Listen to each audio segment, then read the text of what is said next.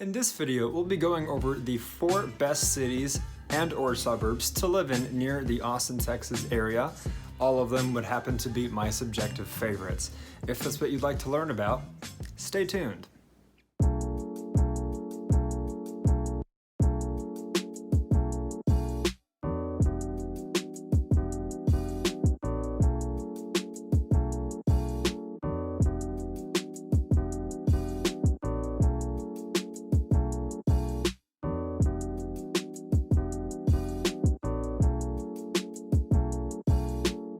Hello once again, everybody. If this is your first time to the channel, my name is Frank and I'm part of a team at the award-winning J.P. Goodwin Brokerage right here in the fabulous Austin, Texas. We put out tons of new content each and every week all in regards to living in Austin, Texas, whether it be the pros and cons, whether it be the cost of living, vlog tours of certain areas and neighborhoods, comparisons of cities and states, and so much more. So if you haven't already, be sure to subscribe to our channel and ring the little bell so that you're notified each and every time we put out a new video. Ever since we started this YouTube channel, we've had a lot of fun and we put in a lot of work, but what has to be the coolest part of it are all the reach outs we've been getting from people, not just from the States, but from all over the world. That's been a really exciting experience. What we love to do and what we pride ourselves in doing is helping people move here as easily and as seamlessly as possible to where all they have to do is just pack up those boxes and we take care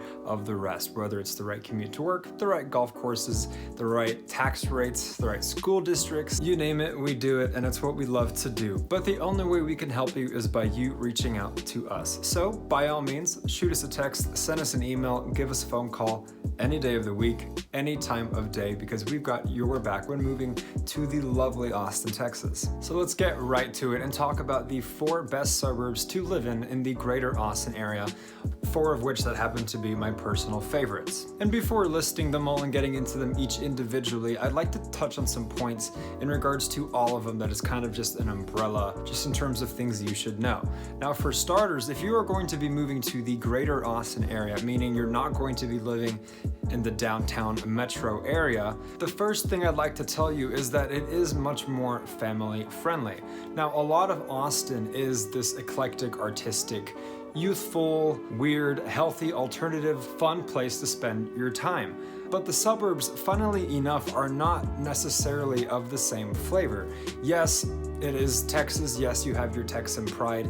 Yes, you have your Austin pride. But pretty much, to be honest with you guys, as soon as you leave that downtown area, you just really go into suburbs, not of Austin really, but suburbs of Texas. You lose a lot of that Austinite identity once you get to these certain areas. Now, granted, you're still going to find your Whole Foods, you are still going to find your crystal shops, you're still going to find your yoga studios, your places for avocado toast and breweries to enjoy. But to potentially state the obvious here, you're not going to see murals on walls, you're not going to deal with a dense population, you're not going to necessarily have any comparable bar strips, music venues, hiking trails, so on and so forth. It's suburbia, so things are going to be more far apart. So walkers, this applies to you. If you are intending on moving without a car, I do not recommend living the suburban life because in Texas, it's very big,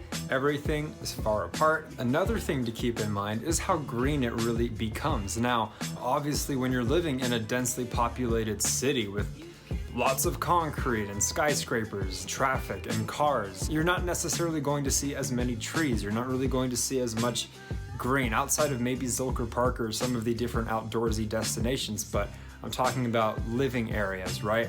The suburbs is what's beautiful about just being much more spread out, much more spaced, and much more Texan. But yes, the unfortunate thing is, in terms of things to do, you're really limited to the schools that your children go to, the grocery stores that you shop at, the liquor stores that become your favorite, and that's about it, at least on the surface. Another thing to mention is that your gas is going to be a little bit more expensive once you leave the city. Now, is it going to be dramatically more expensive? Absolutely not, but things tend to get more expensive the further away from the city that you get. And that's because the further away from the city you get, the newer everything is going to be. The roads are going to be newer, the schools are going to be newer, the stores are going to be newer, and the neighborhoods as well are going to be newer. Now, perhaps one of the worst ramifications of these newer areas surrounding the downtown area is going to be the subject of property taxes. And property taxes are something I mention in each and every video.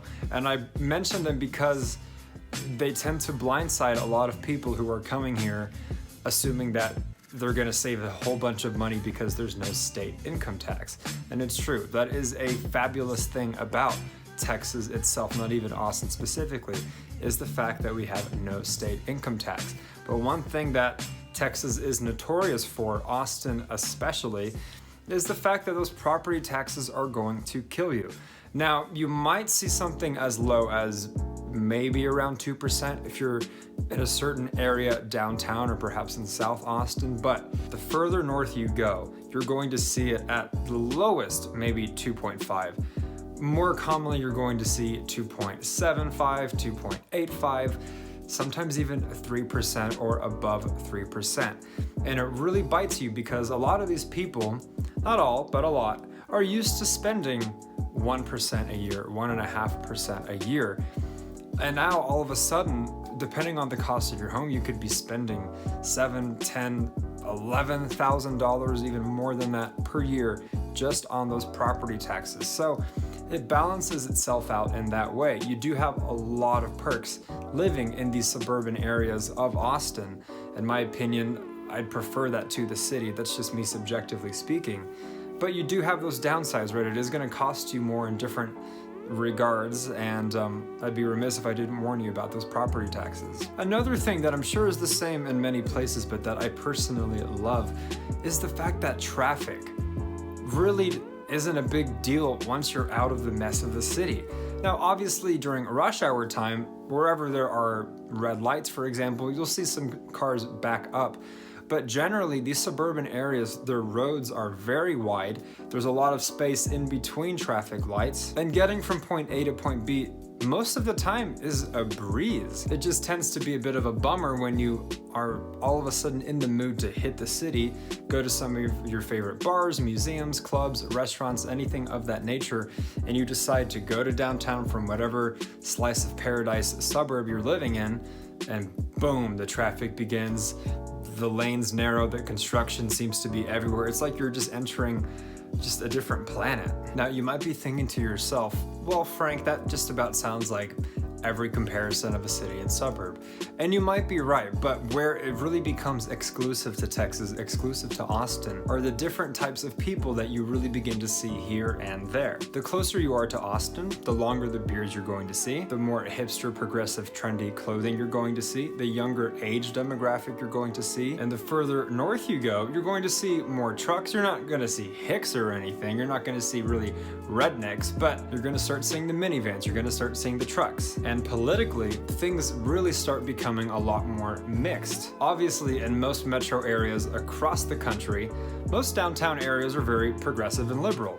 And when it comes to Austin, Austin is absolutely a blue dot in the sea of red that is often called Texas. And it couldn't be more true, especially depending on whichever suburb you live in. And for some that matters, for others it absolutely doesn't. But it's worth mentioning if you are going to be considering coming here and you'd like to know what to expect from either area. And so yes, a lot of that is obvious, but a lot of you might be coming from places where it's not so similar where you live. So before even tackling the different suburbs that I happen to like of the area, I just wanted to get some of that across first and really help paint a picture of just what you can expect more or less. And so each of the 4 suburbs we're going to be talking about in this video, I've picked them because not only do I like them, not only do the clients that we've helped like them, but also because they each take on their own personality, which I personally think is really cool. The first one we're going to start with is Round Rock. Now, Round Rock is a very popular area outside of Austin, and it's quite possibly the largest city suburb outside of Austin. The majority of Round Rock is just a little bit east of one of the main arteries of not just Texas or Austin, but the country, which is I-35. If you want to get out of Austin or Texas, that is basically the road to take. Now, you're going to find some of Round Rock a little bit west of that freeway, but the bulk of it, the downtown, the big neighborhoods, most of the schools, all of that's going to be east. And I'm really mentioning it first because, in my opinion, of the best suburbs that Austin has to offer, Round Rock has the most to offer, right? They have an outlet mall, they have an IKEA, they have every restaurant you can think of, they have Dell Diamond, they have a fantastic school district for your children. They have master plan communities. They have Kalahari, which is supposedly the largest indoor water park in the country right now. Just opened up not too long ago. And in addition to all of that, Round Rock itself is one of the fastest growing suburbs in the entire country. Another really cool thing about Round Rock is the fact that it is actually the headquarters for the company that is Dell. That's right, Dell Computers, Dell Technologies is based in Round Rock, of all places. So a lot of our clients have actually worked for Dell or were accepting jobs at Dell, relocating to Dell, something along those lines. And as I mentioned, the school district is so amazing in Round Rock, arguably the best in Austin and possibly in Texas, in my opinion, that a lot of the jobs are also in education. And now for Round Rock, its median home price is going to be relatively on par with Austin's median home price as a whole, which is going to be around $370,000, $375,000, $380,000, right around that area. And a lot of it is going to be a newer build, which I think is really cool. And in terms of the buyers there, we see anything from newlywed first-time home buyers to higher end, stretch the budget people who can afford more luxury. It has a little bit of everything to offer, not so much as the other suburbs we're going to be talking about in this video, but Round Rock is very well rounded. And as I mentioned, it has a great downtown area, nothing comparable to 6th Street or the Domain, nothing like that. But you're gonna have some bars and some restaurants and just areas to walk around and enjoy Round Rock's own version of nightlife. Now, before moving on, be sure to comment down below and let us know if you have any questions, any agreements, any disagreements, or ideas for future videos we could make for you guys. In addition, be sure to like this video as well, as it really helps us grow and tells us that we're doing a great job providing value for you guys. And if you have any siblings, any parents, any loved ones, friends, family, all of the sort, who are considering moving to Austin, Texas, go ahead and share this video with them as well and spread the good word. Now, if any of the suburbs mentioned in this video interest you as well, we've done certain vlog tours, we've done certain pros and cons and videos talking about or documenting the areas themselves, so be sure to check those out if any of them pique your interest. Next up on this list is going to be Cedar Park. Now, Cedar Park is one of my personal favorites among the favorites which are in this video, and that is simply because I, once upon a time, lived in Cedar Park. Now, as I mentioned, Round Rock being mostly on that east side of 35, Cedar Park is what you'll find west of 35. Now, something I like about Cedar Park is even though it is smaller than Round Rock, which might be a pro for you, which might be a con for you, it is going to be more pretty, in my opinion, than Round Rock. More green, hence the name Cedar Park, after the cedar trees. It's going to have Brushy Creek Park, which will have your basketball, skateboarding, soccer, baseball, I want to say 15 miles of trails, a lake to go fishing, fields to have picnics. But as far as things to do, it's not really like Cedar Park has its own downtown necessarily. It doesn't have any bar strips. I mean, you can find your occasional bar or karaoke place or something like that, but it's not going to have its own hub. The closest thing Cedar Park has to a hub is a shopping center called 1890 Ranch, which will have a Cinemark theater, it'll have sushi, it'll have Chinese, it'll have Chick-fil-A, it'll have a Target, it'll have Plato's Closet, things of that nature, but I would hardly call it a downtown. It is often where a lot of families go, or a lot of middle schoolers are dropped off, things of that nature. As far as what Cedar Park has to offer otherwise is really going to be a new Costco, which is pretty nice, fantastic schools, some of the best, and otherwise just neighborhoods. There isn't a ton to offer. And I'm not trying to dissuade you or deter you from any of these suburbs by making it sound like, my gosh, they're gonna bore you to death. No, they're great places to live. It's just when you compare it to a downtown area of one of the biggest hotspots in the country, it's not gonna seem as exciting or fun. It's suburbia. It's where people go to raise, most of the time, their children, start families, and live in the peace and quiet. Now, in Cedar Park, your real estate is going to be a little more pricey than Round Rock. As I mentioned, Round Rock was around that $380K ballpark. Now, Cedar Park is going to be $420, $425, $430K and up. A lot of $500,000 properties in Cedar Park. Another thing about Cedar Park is that you will find new neighborhoods, but they're starting to be far and few. It's almost as if Cedar Park had its growth spurt, peaked, and now it's pretty much grown as much as it could grow. Thankfully, some of the oldest homes you can find in Cedar Park might be the 80s or the 90s, maybe even the early 2000s, because it did start to blossom not too long ago. Long ago in terms of 20 years ago from now, yes, but in terms of these other places you might be moving from or living, where your house is from the 1800s or the 1950s, something like that, I tell you, if you're in the greater Austin area, you're not going to get much older than maybe 1998, 95, or if it's some certain area, maybe the 80s or 70s, but really only the central Austin area, the metro, is going to be where you find much older real estate. And Georgetown, which is coming up in this video. All right, moving on to, you guessed it, Georgetown. Now, what I like a lot about Georgetown is it is an older town. It has a lot of rich history. It has a lot of older builds as well as new builds and everything in between. It has a lot of locally owned shops and businesses. It has a yearly Poppy Festival, which really unites the people.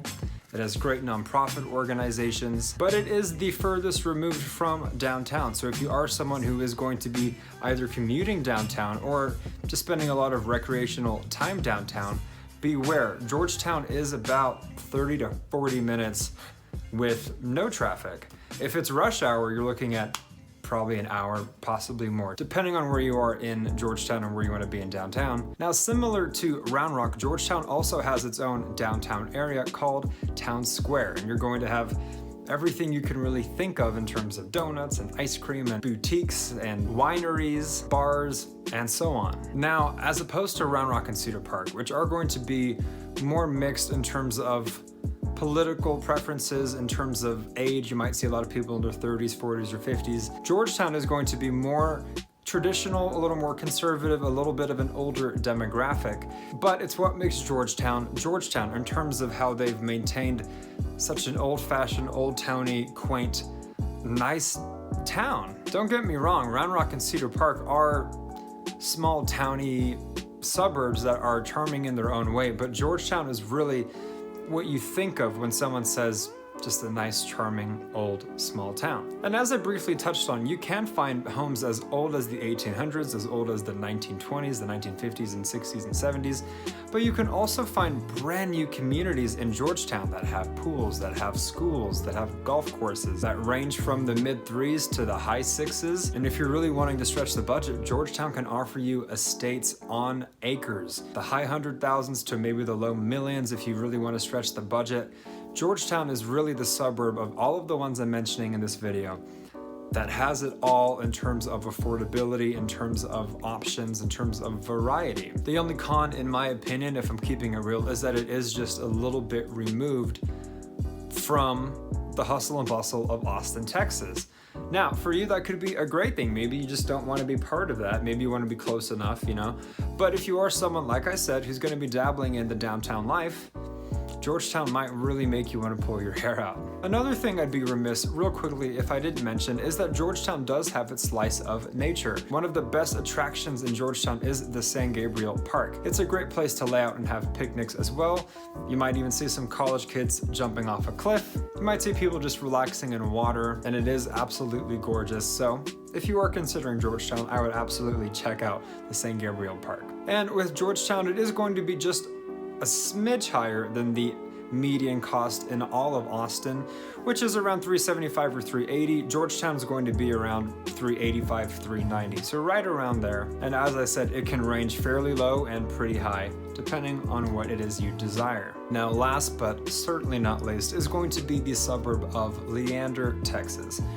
And Leander, first and foremost, arguably the best schools in the greater Austin area, much of Texas itself, in my opinion. Now, although Austin Independent School District is very respectable, even though the Eanes Independent School District around that Westlake area is quite respectable, the two names you will always, without a doubt, hear come up when you are doing your homework before moving to Austin, Texas, are going to be the Round Rock Independent School District and the Leander Independent School District. They're pretty much head to head, splitting hairs. It's hard to pick a better one, but I tell you, they really are some of the best schools ever.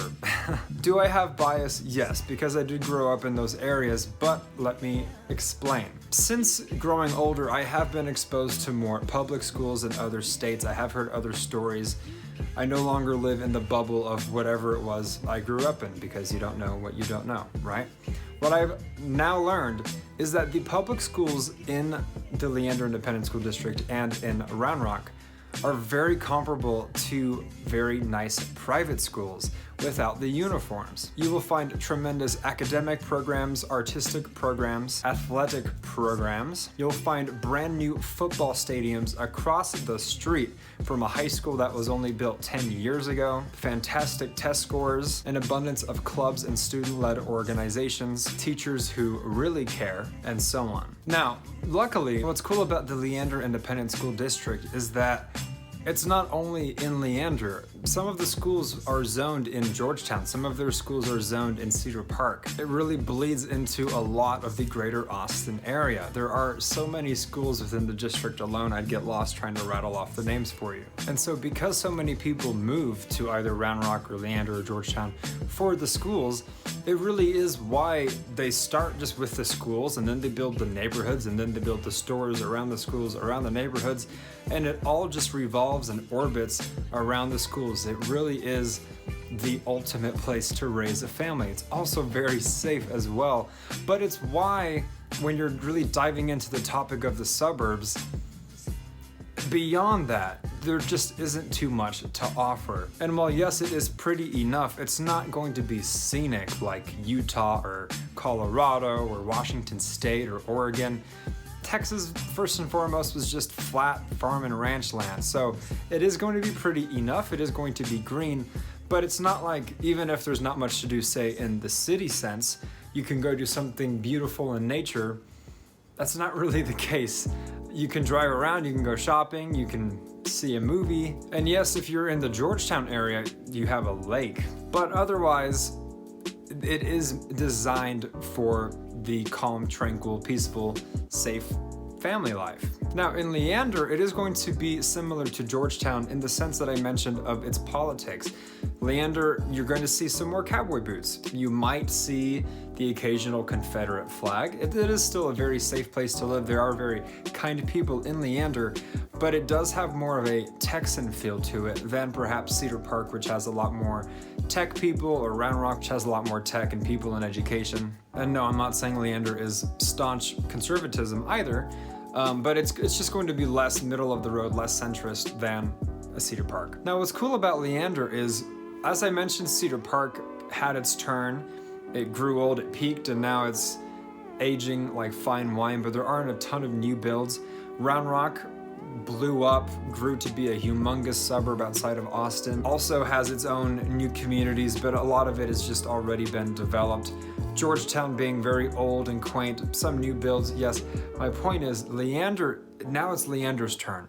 Leander is now popping. They're supposed to be making a second domain in Leander. It's getting a brand new community college campus that is going to be a sister campus to other locations all throughout Austin. New schools are being made. Tons of new neighborhoods are being made. It just keeps growing up and up and up towards Liberty Hill. Every time I visit Leander, there's something new. It's grown in some way, shape, or form. And it's relatively affordable. The median price in Leander is going to be around $370, $375, $380, which is right on par with the Austin average as well. And something I'll add real quick on the subject of price is that of all of the suburbs I've talked about in this video, which are Round Rock, Cedar Park, Georgetown, and Leander, if you are wanting luxurious high-end real estate, I would recommend Leander. And the reason is Crystal Falls. Crystal Falls is one of the master plan communities that the greater Austin area has to offer. There are ones like Avery Ranch, there are ones like Steiner Ranch, there are ones like Terra Vista and Round Rock and North Austin, things like that. But Crystal Falls has some of the most pristine and luxurious real estate in the hills that I've seen in all of Austin. So if you are someone who is coming here and you can afford to really stretch the budget and live comfortably, live luxuriously, might I recommend Leander. It's worth a look and we'd love to take you on a tour. Just as a refresher, things to keep in mind, for one, are those property taxes. Don't let them sneak up on you. Don't be scared of them either, but just be aware and be prepared to work that into your budget when you're pricing new homes.